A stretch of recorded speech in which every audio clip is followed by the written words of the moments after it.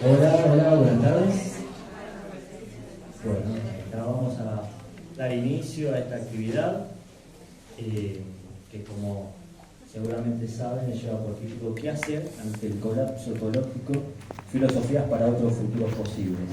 Ahora vamos a presentar a las encargadas de abrir la conversación, porque la idea es que luego de que expongan tanto Flavia como María Estela podamos intercambiar y aprovechar el encuentro.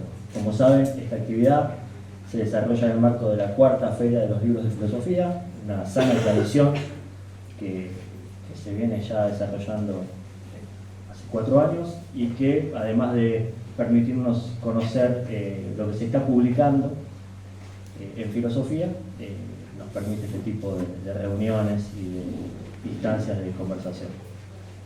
Bien, entonces la secuencia sería que va a empezar Flavia Brofoni compartiendo con nosotros algunas palabras, luego tomará la palabra María Estela y luego abrimos al diálogo, a la conversación con las y los presentes. Bien, Flavia Brofoni es activista y politóloga, es autora de Extinción y Colapso, oradora en TED Río de la Plata, protagonista de Changemakers y es parte del movimiento Civil, Rebelión o Extinción.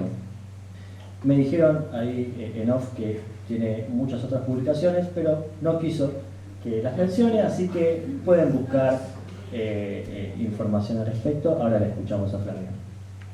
Bueno, qué bien. Pensé que íbamos las dos conversaciones. Perfecto, no, sí, bárbaro. Bueno, hola, ¿cómo les va? Veo gente querida del mundo del activismo y sea lo que sea eso, ¿no? Porque últimamente pareciera ser que estamos todas, todos en posición necesaria de serlo. Decía recién cuando llegábamos, este no es mi ámbito natural de ascendencia, el de la filosofía. Ha sido un derrotero medio reciente el que me llevó un poco a pensar un poco más aquellas cosas que veníamos muchas y muchos haciendo en el ámbito de nada, en general la resistencia como forma de construcción a formas diversas que tiene el extractivismo, no solamente en nuestro país, en la región y en este contexto geopolítico de colapso. Y cierta intimidación también sentí cuando me dijeron, che, compartís con María Estela, que es alguien a quien no solo admiro mucho, sino a quien leemos y nos nutrimos para construir nuestro marco metodológico también de narrativas desde los activismos, que no solamente hoy están encontrando espacios de nutrirse en las calles cada vez más opresivas, sino en las asambleas, en los territorios, en quienes en algún momento nos hemos ido de Buenos Aires entendiendo que lo que nos llamaba a ponernos al servicio de cierta cosa más grande que una no estaba estando acá. Y con la excusa de estas dos obras, que en verdad son una manera occidentalizada de presentar el pensamiento de Ailton Krenak y de David Kopenawa, nos encontramos hoy acá y a mí me pone muy contenta porque la primera vez que entendí cómo el consenso de los commodities era lo que guiaba la construcción política argentina, que es un acercamiento teórico de María Estela a los activismos socioambientales, si se quiere, entendí todo. Me anoté algunas cositas porque lo mío no es la exposición hacia así unidireccional, así que creo que me voy a divertir más después cuando conversemos. Pero algo en el orden de por qué hablar del colapso en un contexto también de profundizar en la disciplina filosófica y en el hacernos preguntas, tiene que ver el que estemos acá y seamos tantas personas, que estamos sintiendo más o menos informadas, que estemos alrededor de la cuestión climática y ecológica, que quizás es el ámbito en el que desarrollo mi investigación y mi activismo. A todo el mundo en el fondo de su corazón, de su mente, de su espíritu, le está haciendo ruido la forma que actualmente tiene el mundo y el modelo en que nos organizamos social, política, económicamente, la manera que tenemos de relacionarnos con los demás animales, con las otras formas de vida. Recién cuando venía para acá y tenía cosas anotadas, encontré tirado en el auto un llavero de mi hija más chica, de Vera, que tiene 9 años, y dije, what the fuck, es un chanchito, como que tiene de sombrero un pan de hamburguesa, y dice delicious, o sea, delicioso, es como un chanchito adorable para las infancias que está dentro de una hamburguesa. Y dije, claro, esto es todo. Esto es todo lo que está mal. Y es un juguete para infancias y es algo que en este mínimo cuadernito de Eterna Cadencia, que es quien me invitó, imprimieron en la tapa, que dice, es una cita de Ayrton Krenak, que dice, eso que llaman naturaleza debería ser la interacción de nuestro cuerpo con el entorno, donde sabríamos de dónde viene lo que comemos, a dónde va el aire que exhalamos. En mi caso, demasiado tarde me llegó la pulsión de introducirme en formas de pensar estos tiempos más alejadas de lo que en su momento, cuando me empecé a formar estos temas, era la ecología profunda, bien occidental, completamente anclada en la cabeza. Nada de lo que me anoté lo estoy leyendo al final, bueno, no importa, es un desastre. ¿Para qué lo hago? ¿Para qué? Siempre me pasa lo mismo. Lo que siento, y con esto voy a cerrar porque me parece que va a estar buenísimo que abra Maristela después el debate más profundo y ahí va a aparecer lo mejor, que es la manera además en la que estos autores tienen para construir su propia conversación. El versar en alteridad es la manera más creativa de construir las cosas nuevas, y si algo este tiempo nos pide es pensar mejor. Me gusta mucho como Donna Haraway se acerca al contexto de colapso diciendo: me preocupa menos la crisis ecológica, el caos climático, la devastación ecosistémica que la moribundez de nuestras ideas.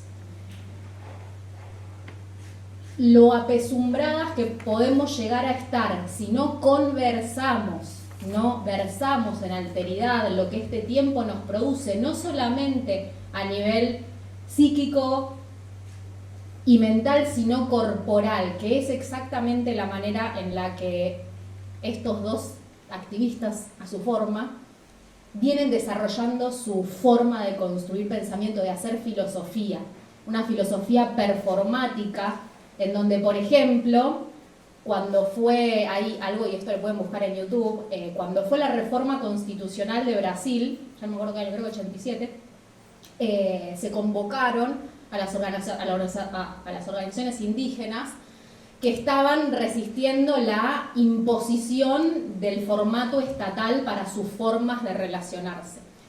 Y en una perfo muy espectacular, Ayrton Krenak fue parte de la representación de los pueblos indígenas, y mientras enarbolaba las demandas, y las demandas en el no ser parte de lo que aplicaba esa constitución al resto de la población, empezó a pintarse, a sacarse el traje blanco que tenía puesto en ese relato que se convirtió en un artivismo, le decimos a veces quienes hacemos esas cosas, y lo poderosa de esa imagen que fue aplicar, encarnar, aterrizar, no solamente lo que pensaban y lo que demandaban, sino lo que consideraban que era, y es y sigue siendo para todas y todos y todos nosotros, el cuerpo territorio hoy.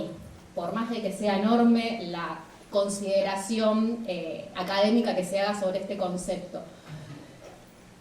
El sentir lo que está pasando, recién estábamos hablando con Maristela, acabo de llegar de la comarca andina, que no sé si saben, durante enero y febrero tuvo una serie de incendios descomunales, es donde paso la mayor parte de mi tiempo, en un pueblo que se llama Epuyén. Y por primera vez este año, un año que creí que iba a ser de mayor contemplación, entrando a una nueva etapa de mi vida, más grande, pasó todo lo contrario. Sentí la profecía autocumplida, esto que venimos desde hace mucho tiempo diagnosticando como colapsos o como, ahora desde lo académico se habla de metacrisis, policrisis, y el sentir el miedo a pesar de saber que esto es cada vez más normal, a mí me hizo terminar de entender que la pregunta nunca termina. ¿Qué es lo que puedo poner al servicio de esta trama viva hoy? desde lo que sé, puedo, conozco, hacer, entendiendo que los grados y niveles de incertidumbre son inmensos, inmensos, porque si una cualidad tiene este tiempo histórico es esta. Sabemos desde lo meteorológico, desde lo atmosférico, incluso ahora desde las lecturas políticas, mucho de lo que trae un momento de despojo por acumulación final, de lo poco que queda, rascar el fondo de la olla de materiales, porque por más de que nos estemos metaverseando en el mundo digital y de la inteligencia artificial, todo eso se ancla en la materialidad de la tierra, el agua, el sol y el aire. Nada escapa a nosotras, nosotros como seres encarnados. No mucho más que esto voy a decir. Ahora tengo un montón de cosas anotadas, gente de Bahía Blanca que hoy me escribía diciendo, y esto me llamó mucho la atención, una mujer que es tejedora en Bahía Blanca, que me pasó unas fotos de su casa inundada. Me dice, 2 días antes de la inundación había escuchado el capítulo 0, yo saqué como un podcast autogestivo a bordo de autónomo porque me parece bueno, que se llama Colapsonautas, y la persona me decía, hace 2 días escuché el podcast y en realidad hace 2 días no, con 2 días de diferencia escuché el capítulo 0, que habla un poco de cómo llegamos hasta acá brevemente y de manera imperfecta, en términos atmosféricos sobre todo, y en 15 minutos me quedé sin casa, sin nada, con los libros de Foucault, porque ella es muy fan de Foucault, en la puerta apilados para que se los lleven a reciclar porque son ilegibles. Eso es para mí una imagen muy acabada de por qué tiene tanto valor hablar de estas cosas hoy, aunque sean aterradoras. Yo, cuando salió el segundo libro, que se llama Colapso, o sea, es como un guiso de lentejas. Si nunca lo probaste, parece oscuro, medio raro, todo viscoso. Pero una vez que te metes en esta conversación, y no dejo de comprobarlo en cada espacio, ahora acá hay muchas compañeras, compañeros de espacios de interacción en los que hablamos mucho y activamos sobre estos temas, desde afuera se ve como, te metes en esta, te querés matar, sos al que nadie quiere invitar a la fiesta, porque es un bajón, de repente es como, no puedo ni hablar de que me voy de vacaciones a, no sé, las islas algo, porque está mal, el asado, recién decíamos con Maristela, es como, todo bañado. Y no es un bajón. Contra todo pronóstico es profundamente vital el poder meternos en el hueso de este tiempo histórico, sobre todo para sentir en el cuerpo cuál es el llamado, sacando todo misticismo posible a esto, que nos trae la realidad. Y contra todo pronóstico puede llegar a ser, y confío en que así sea, con gobiernos asquerosamente alineados al rumbo colapsista de la historia, como el que tenemos en este momento, que es aquello que se puede construir en el peor de los escenarios, en el barro, en los submundos de lo que venimos conociendo como normalidad. Y como dice Úrsula Le Guin, en mi caso yo confío mucho en esos mundillos en donde aquello que es alabado sea la oscuridad y la creación inconclusa. Es una cita de ella. Y paso la palabra.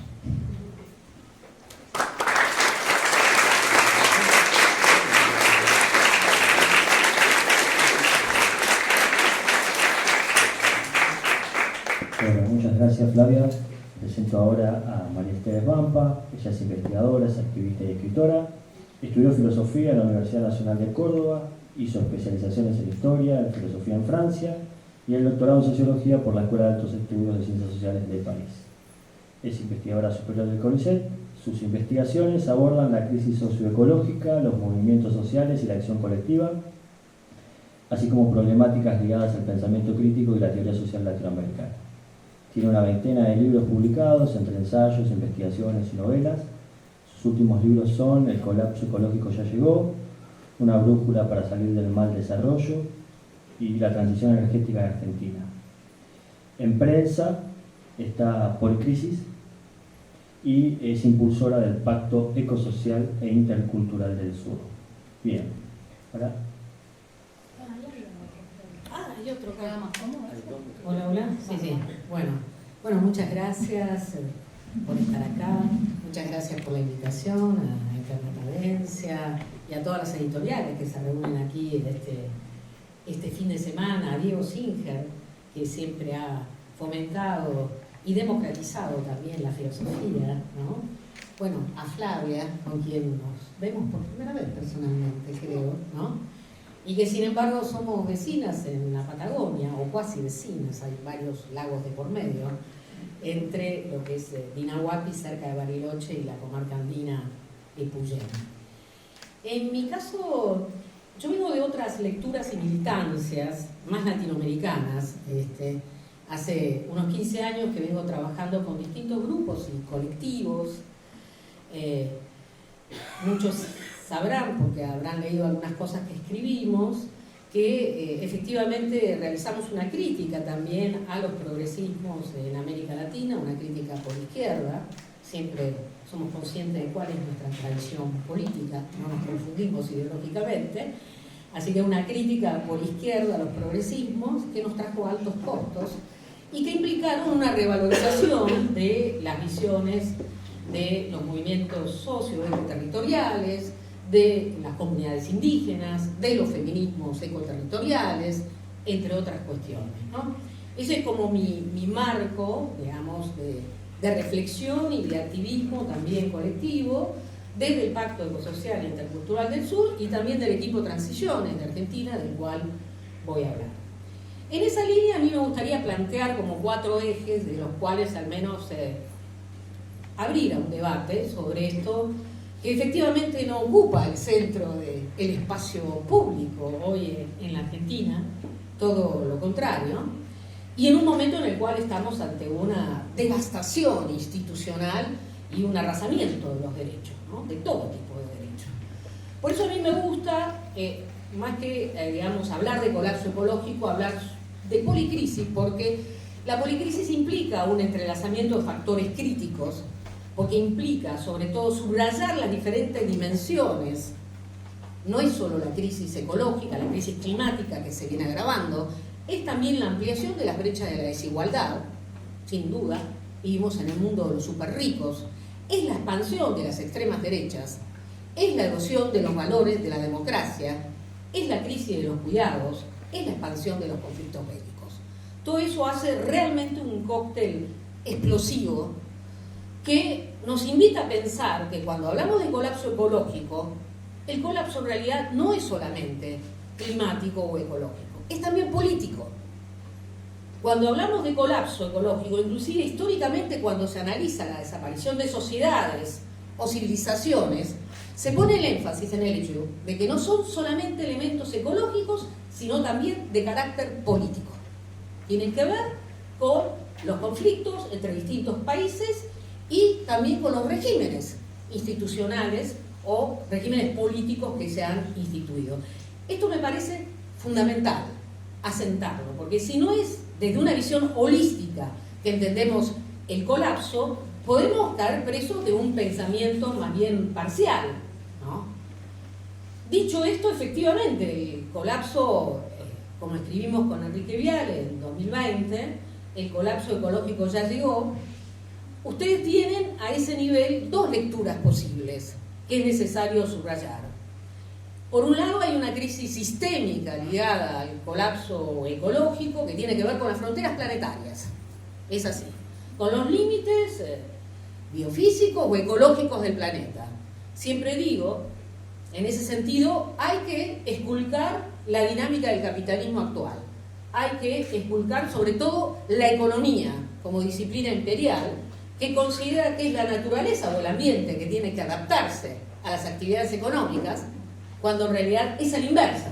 En un contexto de crisis sistémica, es la economía la que tiene que adaptarse a la naturaleza, al ambiente, digamos, a la relación entre lo humano y lo no humano.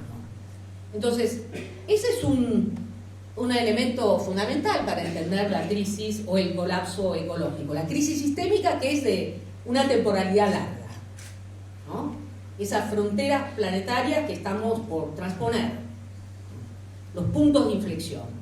Pero por otro lado están también lo que yo llamo los colapsos climáticos localizados, como el caso de Bahía Blanca, ¿no?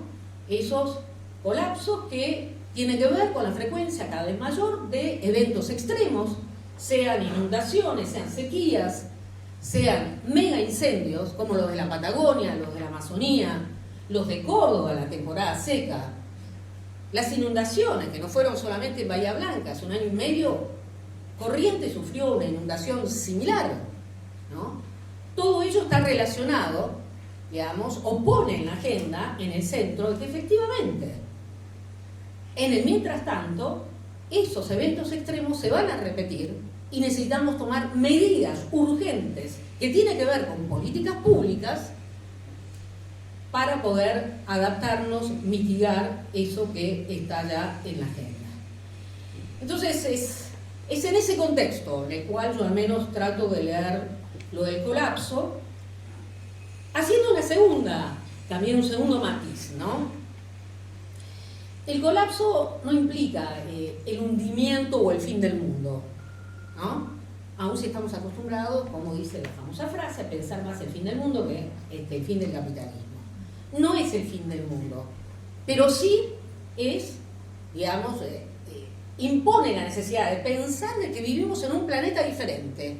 Vivimos en un planeta inevitablemente dañado, como diría Anna Sinn. Entonces, tenemos que ser conscientes de que las medidas que vamos a tomar nos insertan ya en otra realidad. Con nosotros, con los no humanos, con la naturaleza como tal, ¿no? Entonces, no podemos caer presas de esas narrativas distópicas o catastróficas que piensan que todo está perdido, sino hacernos cargo de esta realidad distinta en la que vivimos y tratar de ver cómo transformarla, cómo adaptarnos, cómo construir agenda de bienes comunes, agenda de transición, agenda de políticas de adaptación. Realmente tratar de alguna manera, de disparar nuestra imaginación política. Eso por un lado. Segundo punto que me gustaría subrayar tiene que ver con el rol de la filosofía. Ya que estamos en la feria del libro de filosofía, pongamos algo de eso, ¿no? Porque se habla mucho de la relación sociedad-naturaleza, lo social y lo natural, y ustedes saben, se habla de la ontología dualista asociada a la modernidad. Nosotros modernos somos dualistas, nos colocamos como seres humanos por encima de la naturaleza y nos consideramos exteriores a ellas.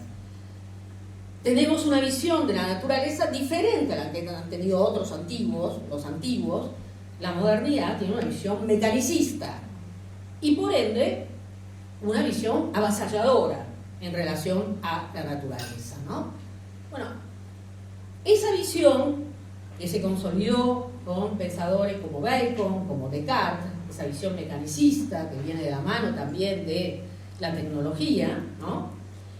Es la que hoy está en cuestionamiento. En tiempos de antropoceno o de capitaloceno, efectivamente esto tiene repercusiones filosóficas muy claras, y es que debemos reformular nuestro vínculo con la naturaleza. La modernidad, que nos sirvió para muchas cosas, pues la modernidad no solo va atada a la ciencia, como dice Latour, va atada también al régimen político liberal, a la democracia liberal. Esa visión dualista de la modernidad hoy no nos sirve, todo lo contrario. Estamos haciendo el mea culpa como occidentales. Estamos revalorizando otras visiones de la naturaleza, como la de Krenak, como la de los pueblos originarios. Y en esa línea es bueno entonces subrayar que no es desde la filosofía crítica, sino desde la antropología crítica, que viene la revalorización de esos otros paradigmas, de esas otras visiones o arreglos entre humanos y no humanos en la relación o vínculo con la naturaleza. Uno podría leer Ribeiros de Castro, Philippe Descola, el propio Latour ya citado. Son visiones que nos recolocan. Valorización tardía, al fin y al cabo, una valorización que se da en el contexto de una crisis climática y ecológica atroz, pero valorización de esas otras miradas. Las miradas de pueblos originarios, de algunas religiones también, que son más dinámicas, que son relacionales, y que en función de esos vínculos relacionales, bueno, desarrollan otros arreglos que implican un cuidado de la naturaleza. Entonces, todo eso está en la base de movimientos sociales, territoriales, de feminismos, no solo también en ese sentido de movimientos o comunidades indígenas. Es bueno rescatar el hecho de que los feminismos territoriales en América Latina también desarrollan una visión relacional de la naturaleza en la cual la reciprocidad, la interconexión, la defensa más concreta del agua, los cerros, los ecosistemas, está en el centro de la acción, de la praxis. Eso en América Latina tenemos mucho. Tenemos muchos enfoques relacionales que de alguna manera representan una actualización en términos de luchas y de representación de eso que los pueblos indígenas vienen defendiendo hace tiempo. Y que, insisto, revalorizamos en el momento en el cual vemos que es casi inminente el estallido. Antropoceno, capitoloceno, no voy a meter en esa discusión, que es meramente academicista. Sí subrayar el hecho de que efectivamente lo que está detrás de esto es la dinámica del capitalismo actual. No hay otra cosa. Es la dinámica del capitalismo actual, que es más concentrado, excluyente y ecocida, en la medida que amplía también la mercantilización o sus fronteras de colonización. Diferentes narrativas, tercer punto. Hay diferentes narrativas en pugna, no lo podemos negar. Hay algunas que son dominantes, otras que son... 2 minutitos más, ¿eh? No, era solo el mate. Tiene un ofrecimiento y una restricción. Ok. Diferentes narrativas, algunas dominantes, otras marginales, ¿no? Creo que es bueno subrayar lo siguiente. Que hay una narrativa capitalista tecnocrática asociada a los modelos, digamos, que se han consolidado en los últimos 20, 30 años, llamémosle neoliberalismo, progresismo neoliberal o neoliberalismo progresista, que creo que el nombre se lo dio Nancy Fraser, que nosotros conocemos en una versión también más complicada, más compleja en América Latina.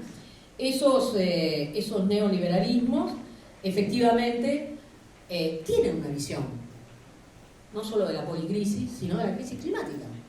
Tienen un diagnóstico y soluciones que, la verdad, desde el subglobal, desde América Latina, nosotros rechazamos. Consideramos que son visiones neocoloniales, consideramos que son visiones que implican el sacrificio de nuestros territorios, sea que se haga en nombre de la transición verde o qué. Digamos, hay mucha reflexión ya sobre eso en los últimos 4 años en toda América Latina. Ahora bien, lo que tenemos enfrente ahora no es solamente la narrativa catastrófica y distópica, esa narrativa también tecnocrática capitalista. Ahora tenemos la narrativa reaccionaria de las extremas derechas. Porque las extremas derechas se han convertido en una alternativa de poder global. Entonces, bueno, tenemos esas extremas derechas que son negacionistas en lo climático y que buscan destruir el Estado y toda narrativa de derechos, no solamente ligados a la cuestión ambiental o de los pueblos y de los pueblos originarios. Entonces, eso también hay que activar las alarmas, ¿no? Y ver de qué manera reconfiguramos también, qué estrategia de alianzas debemos o podemos desarrollar, si es que es posible. Y por último, quisiera decir que efectivamente hay narrativas marginales, relacionales, contrahegemónicas, como las que mencioné al inicio, enfoques relacionales que además desembocan en experiencias, algunos llaman experiencias prefigurativas, espacios de resistencias, ¿no? Feminismos, encontramos también proyectos de energía comunitaria, proyectos de agroecología. Realmente son muchas las experiencias, algún día habría que sistematizarlas, ¿no? Esas experiencias que a una escala local buscan instalar otros modos de habitar el territorio y que además representan una pulsión de vida frente a la pulsión de muerte de las extremas derechas, ¿no? Un cuidado de los territorios, un respeto por la multiplicidad de las formas de vida. Entonces, en esa línea, y con esto abro al diálogo, es que creamos, con esa loca ambición, creamos el Pacto Ecosocial Intercultural del Sur en 2020. Hemos venido batallando en diferentes lugares, discutiendo en Europa, en Estados Unidos, con aquellos que sostienen una visión tecnocrática de la transición, sobre todo energética. Y en Argentina, hace 1 año y medio, creamos el equipo Transiciones, que es un equipo de equipos, en realidad. Hace 1 año y medio nos sentamos con diferentes actores y digamos, activistas, académicos críticos que veníamos trabajando sobre transición ecosocial y transición energética. Bueno, nos dimos cuenta que el diagnóstico era compartido y que estaría bueno, en todo caso, armar como un mapa de propuestas discutido o para discutir y conversar con organizaciones sociales. Entonces, desde hace 1 año y medio estamos en eso. Al principio éramos como el grupito más endogámico, los 4 o 5 grupos de investigación y activismo que trabajaban en eso. Hoy somos más de 35 personas, ¿no?, que vienen de distintas disciplinas, muchos economistas, lo cual es un logro ni que contarles, pero ya podemos hablar de eso después.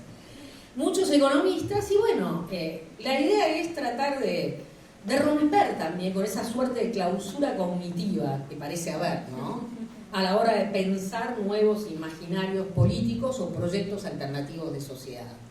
Puede parecer muy loco en un momento como este en que la extrema derecha parece arrasar con todo, pero nosotros somos de la idea de que tarde o temprano estos temas van a estar en la agenda pública y que es necesario tener propuestas, y propuestas sobre todo conversadas con organizaciones sociales democráticas. Aquí los dejo. Gracias.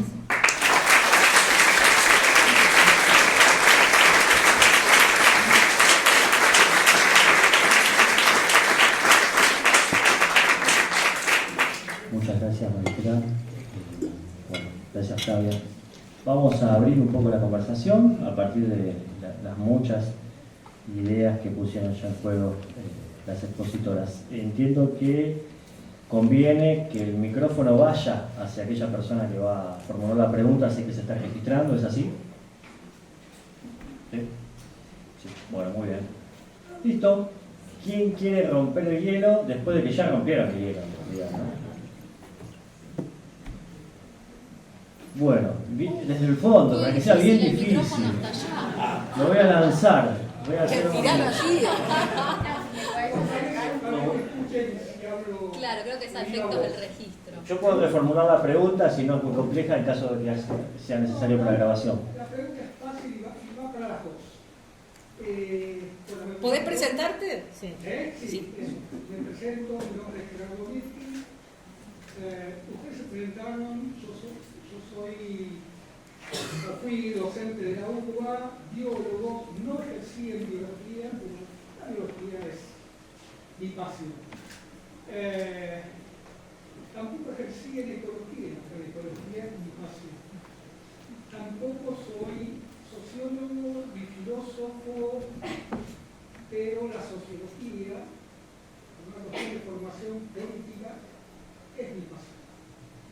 En ese contexto, les pregunto a ambas si este proceso de crisis que estamos viviendo, de crisis ecológica, no tiene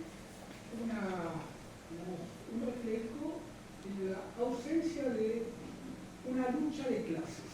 Es decir, yo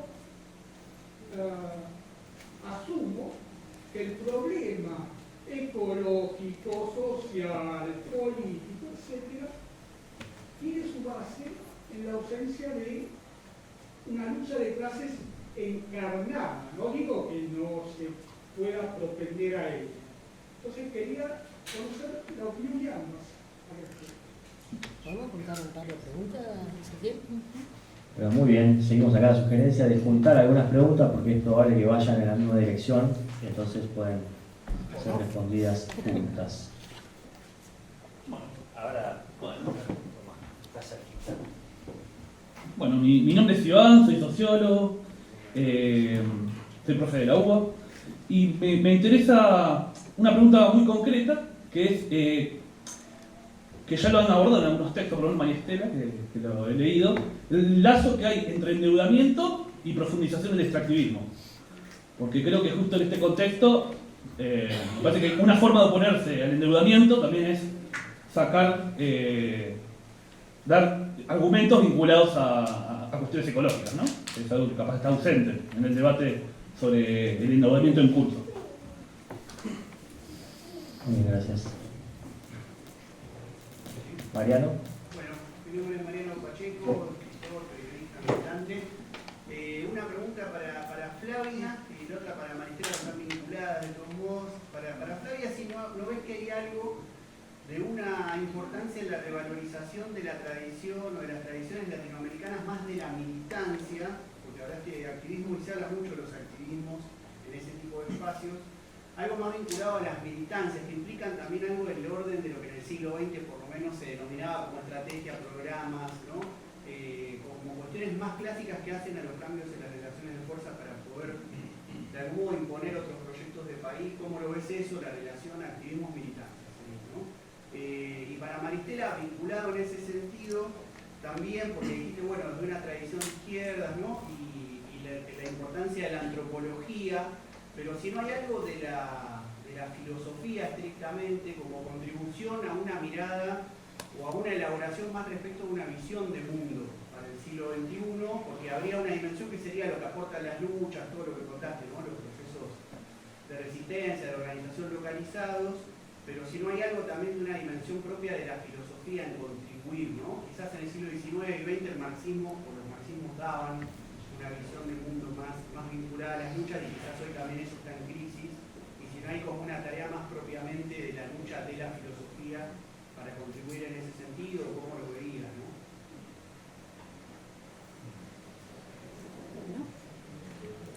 Sí, ahí vemos dos más, ¿te parece? Dos. Y Sí.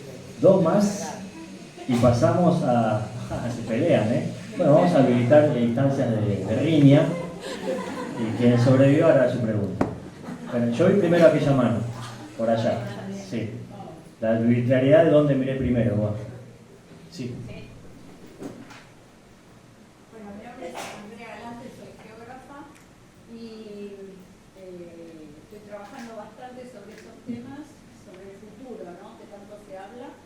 Y me parece que deberíamos incorporar una visión de Occidente y Oriente, porque hay dos visiones muy distintas de lo que puede llegar a ser el futuro, ¿no? Para Occidente es este futuro catastrófico, ecocida, ¿no? O la falta de futuro o falta de imaginación, ¿no? En cuanto al futuro, o volver a soluciones pasadas. En Oriente hay varios filósofos, ¿no? Justo Cajanegra tiene varios trabajos sobre esto, como Yukui, Ito, bueno, apellido difícil, sí. Y bueno, ellos en la filosofía china, en la filosofía oriental, toda esta tecnocracia o tecnopolítica, como lo definen ellos, está incorporada a la filosofía de vida, ¿no? Y en realidad ellos, la tecnología, su filosofía y la política, la naturaleza y el cosmos están todos relacionados. Entonces quizás, yo no sé si ustedes trabajaron sobre esto, pero es otra punta para ver el futuro, ¿no? O para investigarlo. Pero ustedes son las que tienen que responder así. ¿Te parece que ahí hablamos? Bueno, yo haría un primer cortecito acá porque alguien se va a quedar afuera. En todo caso, si hay margen, damos una segunda vuelta, ¿sí? Porque si no, no van a terminar respondiendo nada y va a ser un simulacro de conversación. Sí, de una. Empezamos la ciencia al revés. No, entonces para quedar. Dale. Bueno, a ver, son varias las preguntas. La ausencia de la lucha de clases es una vieja discusión eso, porque en realidad está también. El marxismo siempre ha tenido dificultades para incorporarlo, ¿no? la contradicción entre capital y naturaleza, porque puso el acento en la contradicción capital-trabajo, lo sabemos. Hay un montón de ecomarxistas ahora que llegan tarde, hay que decirlo, ¿no? Llegan tarde, sí, tampoco, también, ¿no? Es decir, en ese sentido buscan como apropiarse de esa dimensión crítica. Pero en todo caso, fuera de eso, hay ecomarxistas muy interesantes como Andreas Mann, yo lo leo, y otros más también, súper interesantes. Pero a ver, a la hora de hablar de la crisis ecológica es bueno poner el acento en el hecho de que esta no es solo de carácter geopolítico, en el sentido que es el norte el que también desde hace varios siglos viene colonizando y expropiando tierras, territorios, minerales a los pueblos del sur. Hay una cuestión de clase social también ahí metida. Claramente, las desigualdades ambientales dan cuenta de una fuerte desigualdad social. No podemos quedarnos solamente con el contexto geopolítico, sino que hay que incorporar la desigualdad ambiental, porque efectivamente son los súper ricos, el 1% o el 10% del club de los 1000 millonarios, el que contamina más el planeta. Véanlo ustedes con el tema de la aviación, ¿no? Que la aviación contamina más o menos entre el 2 y el 4%. El 1% más rico produce el 50% de las emisiones de gases de efecto invernadero producto de la aviación. Son los jets privados de los súper ricos. Digo, eso muestra a cabalidad que a la hora de pensar horizonte de transición ecosocial, la cuestión de la desigualdad es fundamental. Por ejemplo, nosotros en el equipo Transiciones lo tenemos claramente instalado en la agenda. Esto quiere decir de que para nosotros hay que pensar en redistribuir o en unas propuestas de redistribución que estén en la base de la construcción de otras propuestas de transición ecosocial. O para decirlo de otro modo, no hay posibilidad de pensar un horizonte de transición ecosocial si no pensamos la desigualdad y la justicia social. Es así. Si quieren meterle ahí clases sociales o no, con toda la complejidad que eso implica desagregarlo, háganlo. Segundo, endeudamiento y extractivismo. Sí, hay mucho escrito sobre eso, sobre lo cual hay que tener en cuenta dos niveles diferentes. Uno de ellos tiene que ver con la deuda ecológica, que es un tema que en los años 70 viene, ¿no?, instalándose, la deuda que los países ricos tienen en relación a los países pobres de América Latina desde Potosí en adelante, pero en los últimos 20-25 años, con la ampliación de la frontera de extracción, bueno, lo que ha sucedido es una suerte así de reproducción ampliada de las desigualdades entre norte y sur para sostener un modelo de consumo, ¿no? La deuda ecológica es un tema presente en los colectivos, en América Latina, en África y en Asia, muy poco presente en las discusiones de los organismos, digamos, internacionales, muy poco presentes en las COP, las conferencias de las partes, ¿no?, que siempre, en todo caso, desgranan pura retórica vacía sobre el tema.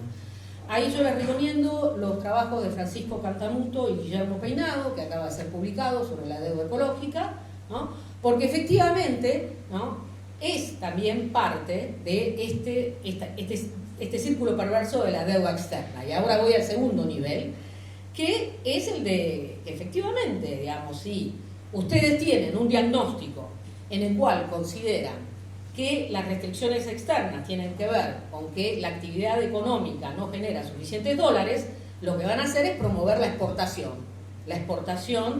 de commodities o la exportación de recursos naturales para poder crecer económicamente, ¿no? En realidad sabemos que todo eso se va en fuga de capitales y se va en pago de la deuda externa. Entonces, efectivamente, lo que vemos es que nunca terminamos de crecer económicamente, pero efectivamente ampliamos la deuda externa, colonizando y destruyendo cada vez más territorios. Este es el círculo perverso, que por ejemplo han tratado en un excelente libro 3 economistas políticos, que son, ya les digo el nombre, pero es sobre el mandato exportador, que son Martín Shore, Francisco Cantamuto y Andrés Weiner, cuyo título es Con exportar más no alcanza. Ese libro explica muy bien, ¿no?, este círculo perverso en el cual está deuda externa y deuda ecológica, porque dice, bueno, miren, el problema es que tenemos un balde de agua que está fisurado, que está roto, y le seguimos echando agua. En vez de reparar el balde, en vez de ir a soluciones más estructurales, le seguimos echando agua, pero eso se va, inevitablemente.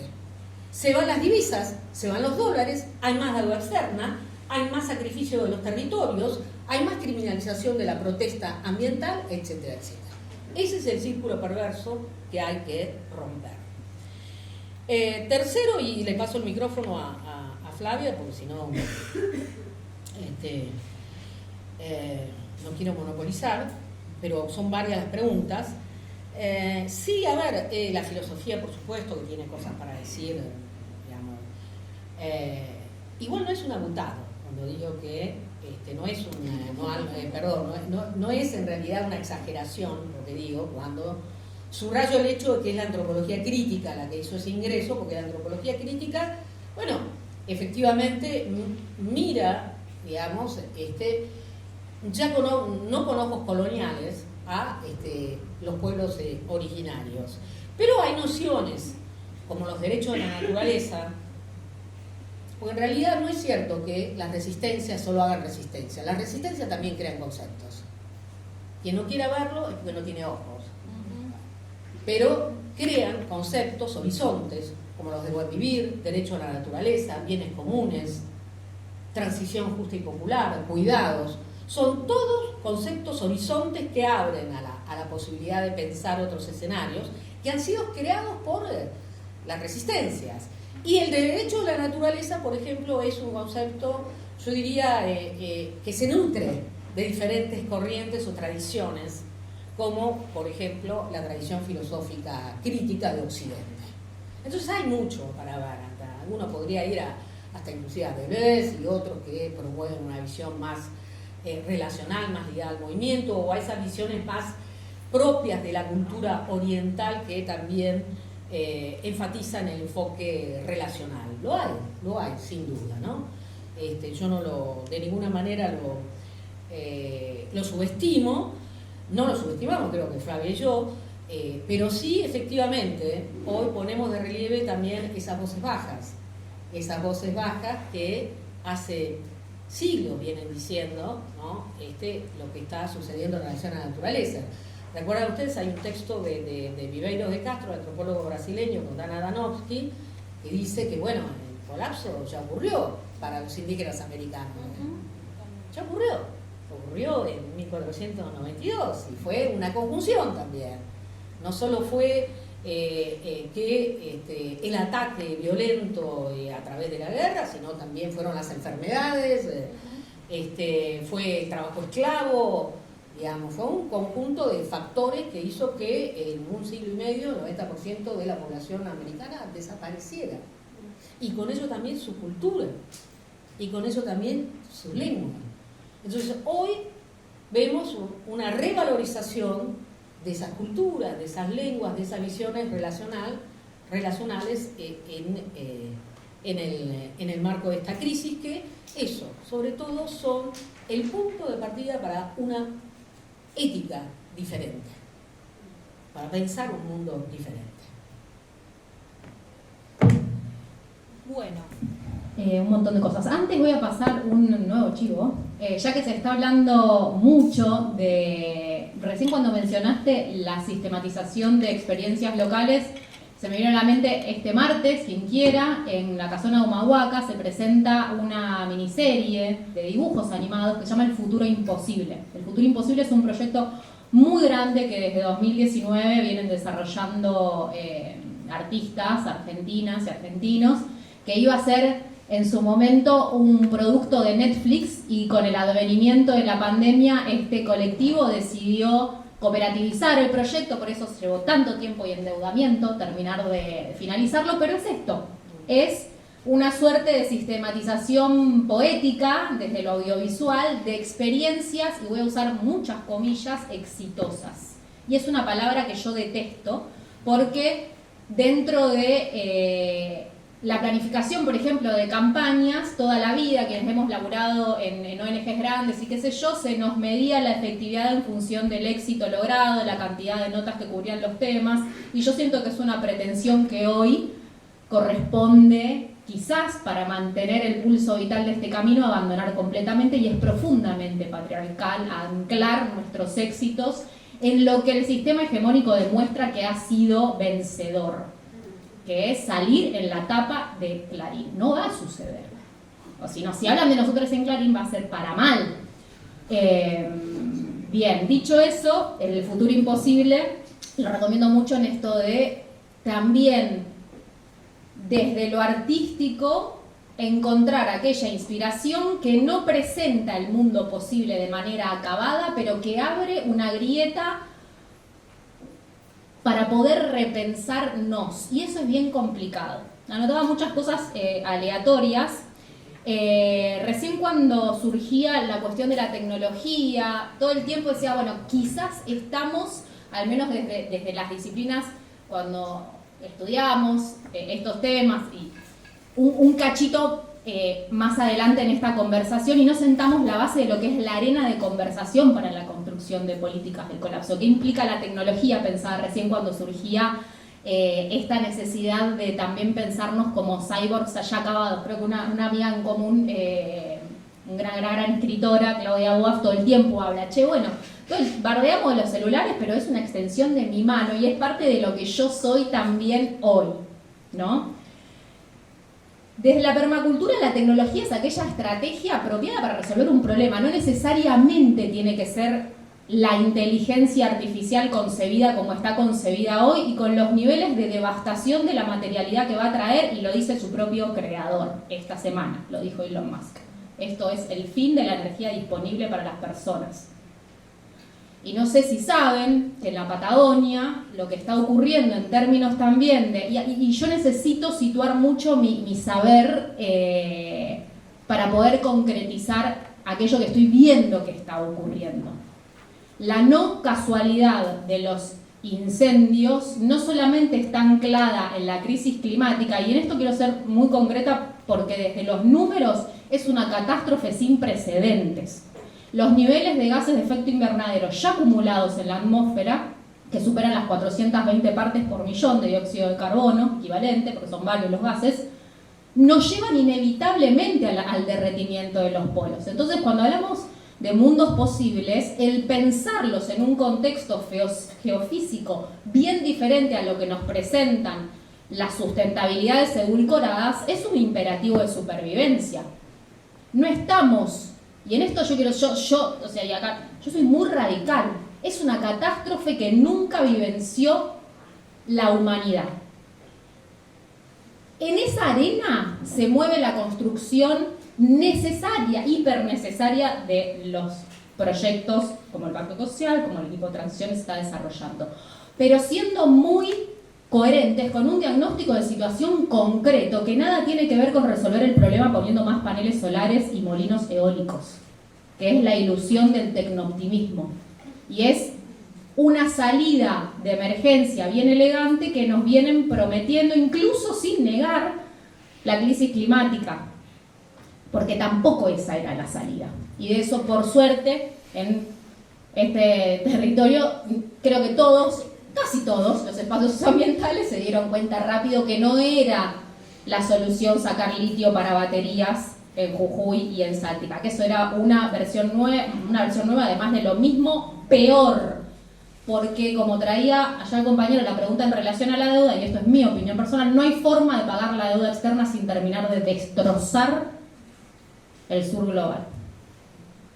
Hace exactamente una semana estaba en los tribunales de Esquel acompañando al movimiento de mujeres indígenas por el buen vivir, específicamente porque hoy hay apresada una lamiera, una mujer mapuche que, no sé si saben, la semana pasada y la anterior, durante febrero, se allanaron y desalojaron 28 comunidades indígenas de Puelmapo, de la Patagonia Argentina, con niveles de violencia inéditos, que no son propios y exclusivos de este gobierno. Sucedió en el gobierno anterior, en donde 8 mujeres mapuches estuvieron casi un año presas. Una tuvo a su bebé en cautiverio atada a una camilla, y eso fue el gobierno anterior. Y este gobierno está subiendo la vara de lo que puede implicar la opresión territorial y comunitaria, con una narrativa totalmente instalada en donde ese enemigo es el enemigo a combatir. Son los terroristas mapuche. Y estoy segura que muchas y muchos de quienes estamos acá no tenemos posición tomada en ese tema. Y generalizar es injusto, porque por supuesto no son todas las expresiones de ese pueblo originario en particular las que una decide acompañar, porque como toda clase hay representantes que sí, representantes que quizás no están haciendo las cosas bien. Pero en relación concretamente a la deuda y a la profundización de las nuevas formas de extractivismo, el despoblar un territorio que ya en sí mismo tiene una densidad poblacional muy baja, como lo es la Patagonia, tiene un plan muy concreto y que lo está contando el asesor presidencial en energía del gobierno.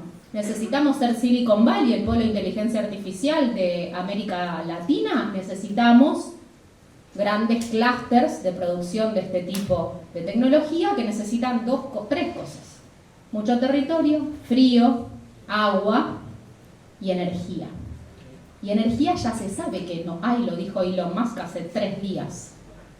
No hay suficiente para la inteligencia artificial, no va a haber suficiente para ninguno de nosotros. Entonces regresa un viejo enemigo de los ecologismos iniciales occidentales, que fue la energía nuclear. Pequeñas centrales nucleares desparramadas por toda la Patagonia que ya se están empezando a construir. Y este es el plano visible, nada oculto, porque sale en las entrevistas en profundidad, que a veces no nos dan ganas de leer porque leerlos a estos señores es bastante vomitivo, pero bien vale disputar nuestros propios sesgos cognitivos y salir también de nuestros espacios de confort intelectual, porque lo que entre ellos se están contando en los suplementos rurales y en las entrevistas en profundidad es la construcción política que se piensa para este territorio en el corto plazo.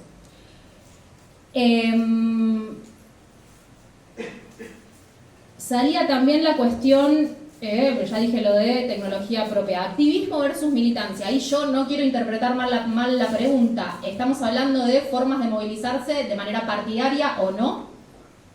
¿Venía por ahí?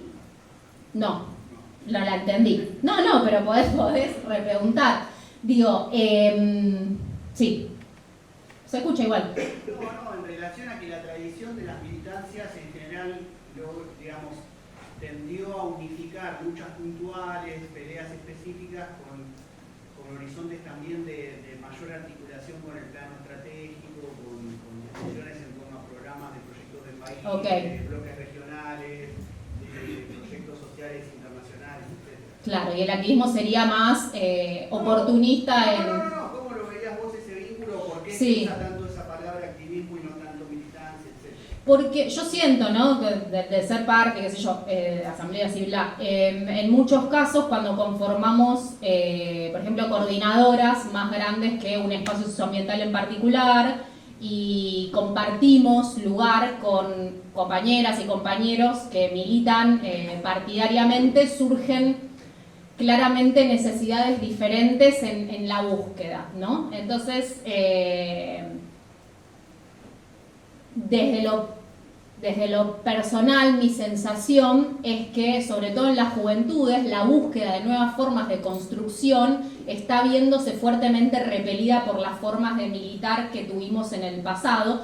Y a veces hay una cuestión exclusivamente narrativa, etimológica, ¿no? Que militar, militar, entonces como que se le huye desde ese lugar. Ahora bien, ciertamente en la agenda climática, por sobre todo 2018-2019, fue un auge enorme en términos globales de movimientos que se levantaron quizás con referencias injustas para otras representantes latinoamericanas que preexistían a la sueca, Greta Thunberg estoy diciendo, pero aglutinó un sentido global de urgencia y un cambio en esto que es la ventana de Overton, la radicalidad con la que poder hablar de algunos temas, y pasamos de hablar de cambio climático a crisis, caos, colapso y bla. Esto tiene implicancias profundas desde mi mirada en quiénes y cómo se acercan a las luchas socioambientales, por así decirlo. Y al menos lo que yo observo es que hay menos voluntad de las juventudes. Quizás esto cambie en este contexto gubernamental, de ninguna manera creo tener ningún tipo de certeza, simplemente lo que observo, sobre todo desde las diversidades y los márgenes, en donde la inserción inmediata en un espacio que cuando se sale a reclamar rápidamente despliega bandera y bombo, se vive como no me dan tantas ganas de volver a ser parte de esto. Y es una conversación constante que tenemos y de la que difícilmente podamos salir ilesas, porque todas y todos hemos cometido errores en el pasado en relación a apostar a espacios políticos que ni siquiera por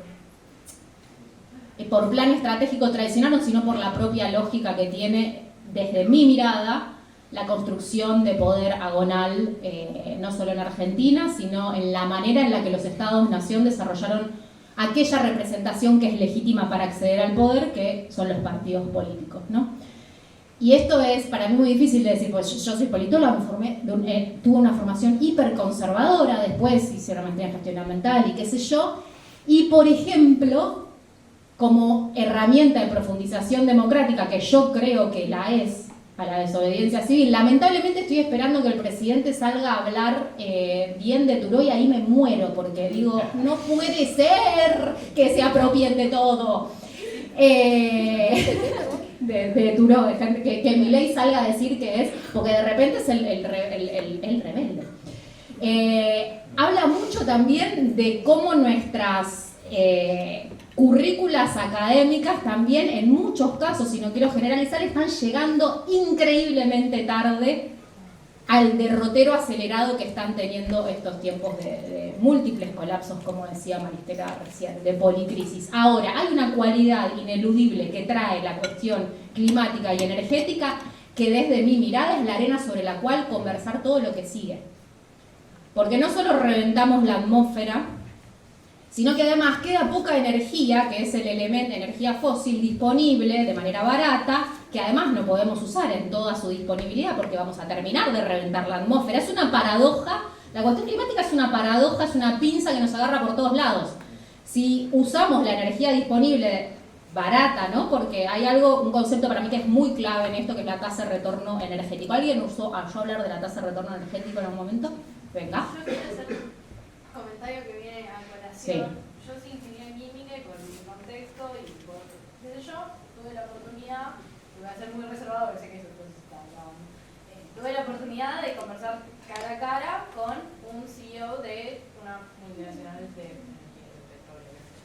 A puertas cerradas, a grabación cerrada, nos explicó claramente todo este concepto de que se renombra muy bien el término edulcoración, que es justamente todos los parques eólicos, los paneles solares, todos son medidas de edulcorar como de tratar de llevar, tratar de apaciguar justamente a la gente activista, todo, mismo de atraer recursos humanos, porque dicen como que cada vez para entrar a una empresa los jóvenes preguntan más sobre qué medidas toman ustedes, cómo llevan la transición energética, y ellos le pueden decir, no, sí, nosotros tenemos parques eólicos, tenemos paneles solares, tenemos esto, y dicen que es una mentira porque nombraron el término de densidad energética, que para ellos van a terminar de explotar todo el petróleo, pero lo tienen que hacer porque, como vos decís, es barato, es muy denso energéticamente,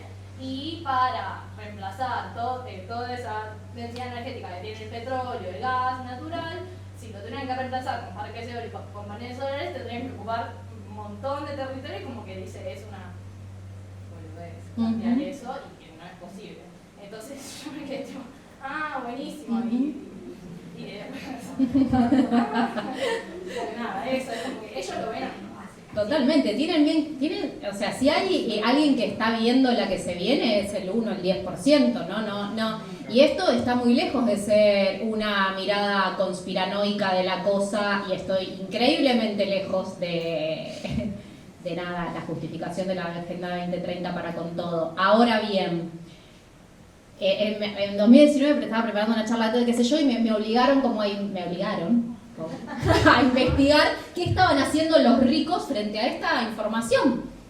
Y es de público conocimiento, siempre cuento la misma anécdota. Hay una entrevista en la revista The New Yorker de 2017 en donde Douglas Rushkoff, que es un científico que en realidad el chabón labura sobre el futuro del trabajo y qué sé yo, lo citan unos ejecutivos de Silicon Valley a un yate a que les hable sobre el futuro del trabajo y las oportunidades y bla.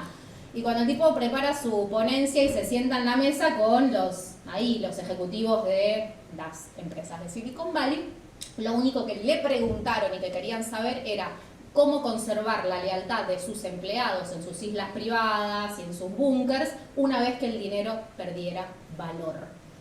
Sí, así empieza su libro. Exactamente, así Sí, empieza sí. su libro, muy recomendado, que es Los super ricos, no me acuerdo. Los super Sí, ricos. Los super ricos, no sé qué, es un libro del año pasado, está disponible la versión en castellano y qué sé yo. Y es muy interesante porque esta conversación que vos tuviste con el señor de la petrolera es una conversación de pasillo en todos los centros de poder.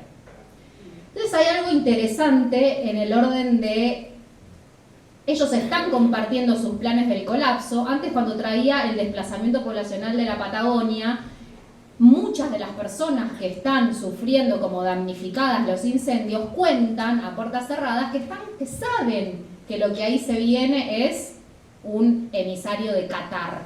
Y no es secreto, es público.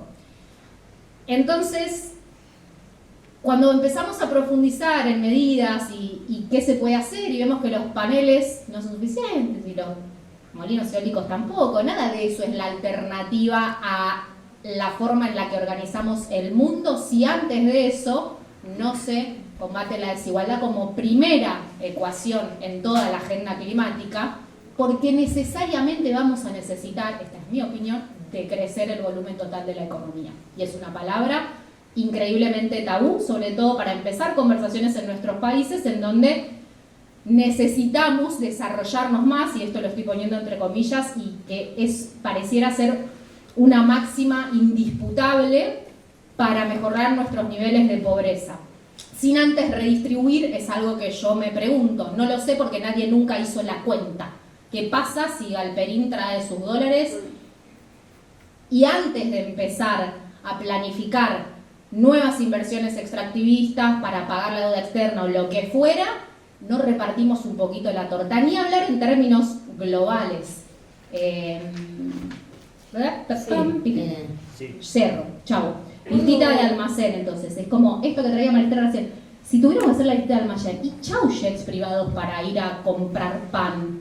Taylor Swift, pero ahí entramos en las legitimidades culturales que sostenemos también nosotros.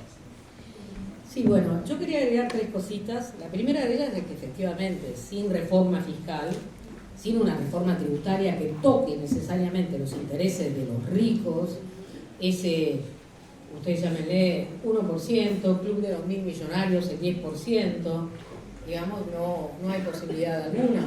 Porque además, efectivamente, desde el año 2008 en adelante, los súper ricos han ido ganando cada vez más ventajas, más beneficios y multiplicándolos al calor de las diferentes crisis, ¿no? Han usufructuado de este capitalismo del desastre. Entonces, eso es fundamental.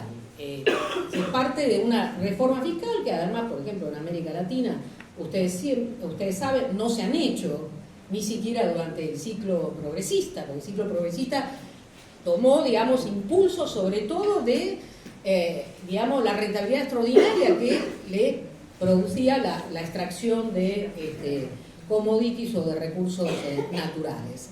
Y promovió una inclusión por el consumo, que se agotó cuando hubo crisis. Pero quería añadir también un par de cositas más. La otra es que el campo socioambiental es un espacio muy variopinto y es de carácter muy heterogéneo. Hay organizaciones que luchan contra el extractivismo hace más de 20 años, contra la megaminería, contra la extracción petrolera, ahora el fracking, contra los impactos del agronegocio contra las mega represas. Hay organizaciones más, digamos, ligadas a la lucha contra el cambio climático, como puede ser Viernes para el Futuro, o Greta Thunberg, o Extinción y Rebelión, ¿no? Pero efectivamente la cuestión del arraigo al territorio es fundamental.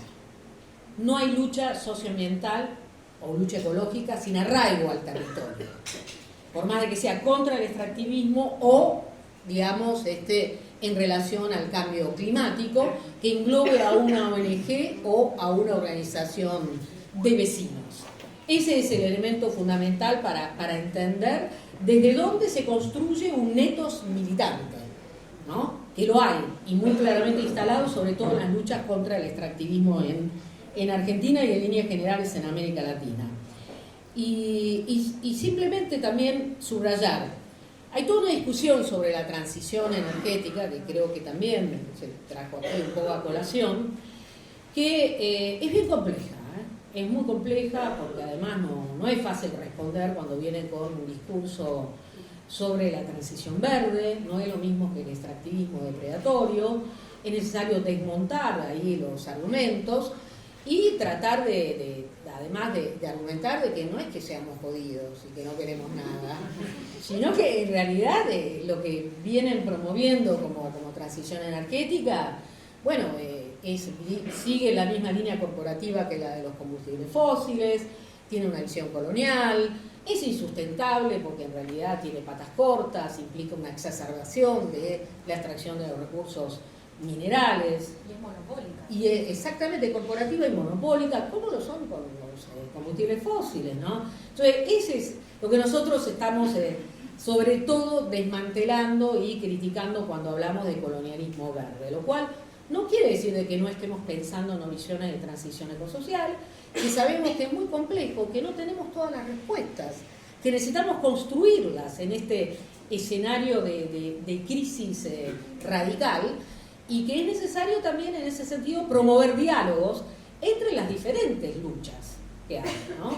Sobre todo en un pueblo como el argentino, que tiene una acumulación de luchas tan ricas: derechos humanos, feminismo, bueno, derechos territoriales, sindicales, bueno, todo eso unido a los derechos ambientales y de pueblos indígenas puede dar origen a una suerte de propuesta tentacular en este marco de crisis. O al menos ese es el gran desafío.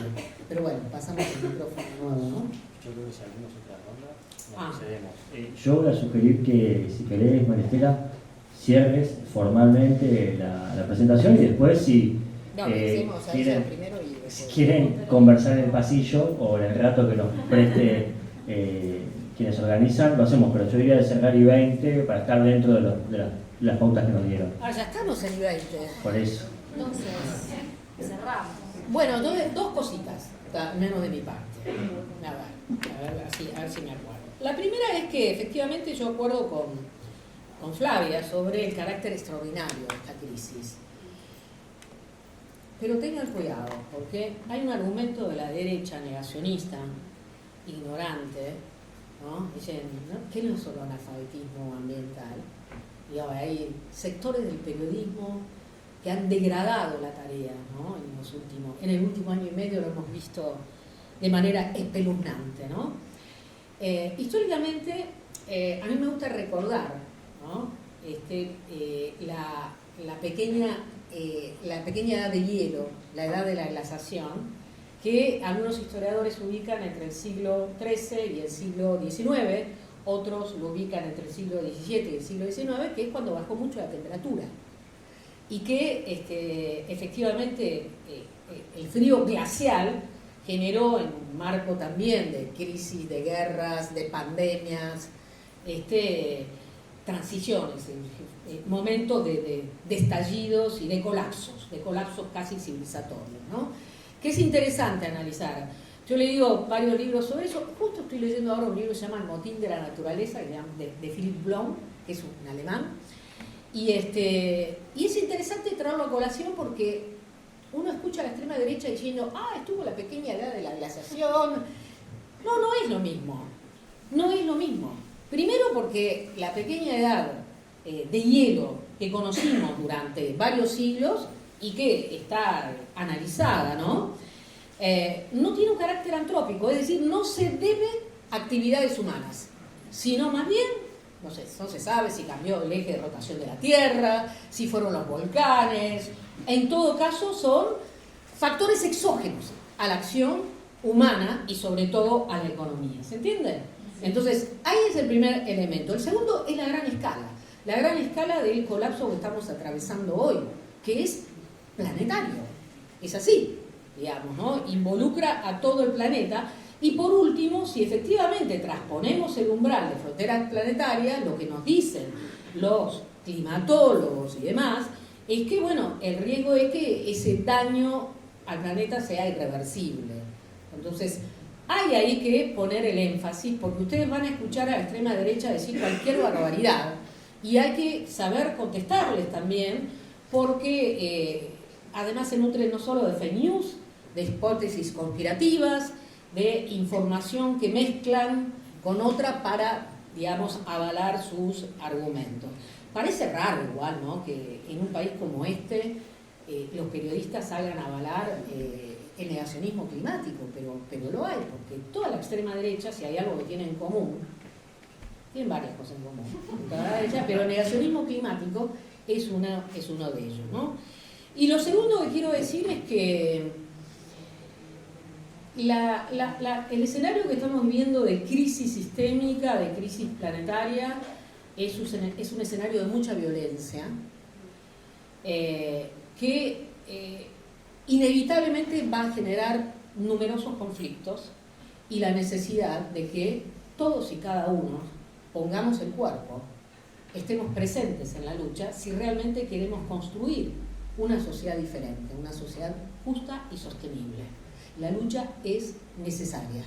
La apatía o la resignación lo que hace es consolidar este diagnóstico de estallido y de capitalismo del caos en manos de extremas derechas. La lucha es inevitable y es bueno que eso se haga, digamos, colectivamente y se haga pensando otros horizontes posibles. Muchas gracias.